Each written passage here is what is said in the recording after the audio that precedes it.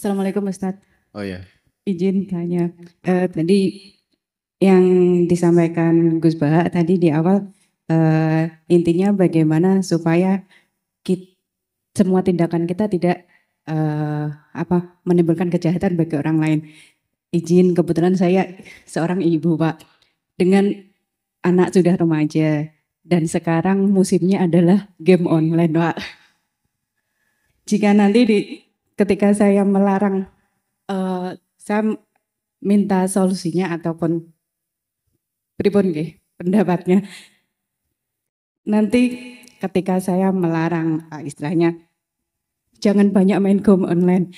Tapi kalau daripada saya berbuat kejahatan, mending saya main game online Bu. Itu saya harus jawab gimana? Matur nuwun. Assalamualaikum warahmatullahi wabarakatuh. Ya, saya tambahkan ya. Jadi tadi Gus Sofur ngendikan memang seperti itu ya di keputusan NU ya. Di semua tafsir juga begitu. Ketika Allah ngendikan wa ma khalaqal dzakara wal unsa, dan demi zat yang menciptakan lelaki dan perempuan. Itu kata hampir semua ulama tafsir ngendikan kalau ada khunsa itu hanya istilah masyarakat, tapi secepatnya diputuskan dia lelaki atau perempuan. Ya tentu memutuskannya tadi bisa pakai medis, pakai indikasi-indikasi yang lain. Nah ini kan terkait kalau dia sholat gaya apa? Kalau mondok ini gimana? Kalau datang di majelis ini di sana apa di sana kan? Ya, tentu indikasi itu bisa subjektif, bisa objektif. Nah sebelum ditemukan yang objektif itu, ya kita nyari yang subjektif. Tapi tetap saja alamat-alamat ini diputuskan. Misalnya dulu ketika era dulu belum banyak medis itu, Sayyidina Ali pernah ditanya tentang khunsa. Zaman itu, saya ulang lagi, zaman itu beliau ngendikan hukima min haitsu yabul, ya lihat dia kencing dari alat lelaki atau alat perempuan. Tapi tetap saja benar yang dikatakan Gus Sofur itu tetap kategorinya indikator. Jadi kalau ada ditemukan era modern ada indikator yang lebih valid karena ada perbantuan teknologi atau apa gitu monggo lah. Tapi secepatnya diputuskan kan ini kan terkait dia sholatnya gaya apa, kalau mondok di mana itu. Kalau nikah sama siapa harus secepatnya diputuskan. Oke, selanjutnya biar Gus Idror yang. Yang tadi ibu-ibu tanya hubungan dengan anak tadi, kayaknya semua kita ya memang diuji membina anak. Jadi itu bukan menyangkut hal yang ibu saja ngalamin semuanya. Mungkin yang soleh ya ingin anaknya lebih soleh, yang jabat mungkin ingin lebih dari bapaknya. Bahkan saya pernah cerita ketika ada acara di Jogja ada yang tanya, boleh enggak Gus orang merintahkan kebaikan tapi dia sendiri belum baik? Kata saya boleh sekali, terutama orang tua. Banyak orang baik itu berkahnya orang yang trauma jadi tidak baik gitu.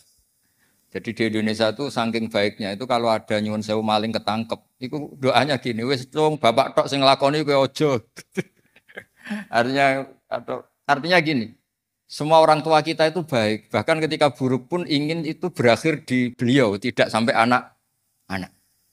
Nah itu kalau nasihat tuh harus baik dulu, berarti nyuwun sewu maling atau koruptor nggak boleh nasihati anaknya karena dia sendiri tidak baik atau belum baik. Jadi di Indonesia itu alhamdulillah ikrar-ikrar pada kebaikan itu luar biasa. Saya pernah ada khataman itu, ada orang tua itu nangis, tak tanya. Anaknya itu hafid, hafal Quran. Tak tanya, kenapa bapak nangis? Saya ini baca Quran aja tidak bisa, aku sana saya hafal Quran. Jadi hubungan dengan anak, dengan siapapun itu ya karena kita bertauhid, satu itu berpegangan sama rahmat Allah itu luas sekali. Banyak orang jadi presiden, enggak anaknya presiden. Banyak orang jadi menteri, enggak anaknya menteri. Dan tapi juga menteri atau pejabat, orang pinter juga jangan kumo luhur. Karena kadang yang punya perusahaan itu enggak tamat SD, bisa mempekerjakan yang profesor. Orang alim juga agak boleh kumo luhur. Itu banyak teman-teman saya itu bisa baca mu'in. Jadinya kiai itu di SK. Karena dia itu nganggur, terus ada orang kaya bikin yayasan. Terus dikasih SK. Padahal dia bisa baca kitab. Tapi jadinya kiai nunggu di SK orang yang enggak bisa baca kitab pada orang yang lain.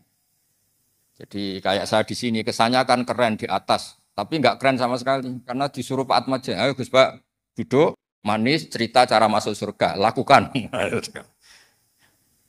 yang angkuh itu bukan saya, yang nyuruh ini.